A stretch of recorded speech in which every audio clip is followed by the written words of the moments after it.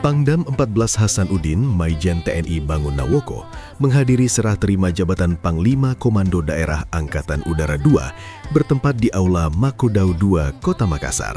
Sertijab ini dipimpin oleh Pangkop Sudnas Marsda TNI Minggit Tribowo SIP yang menyerahkan jabatan Pangkodau II dari Marsda TNI Deni Hasoloan Simanjuntak SE kepada Marsda TNI M. Untung Suropati SE.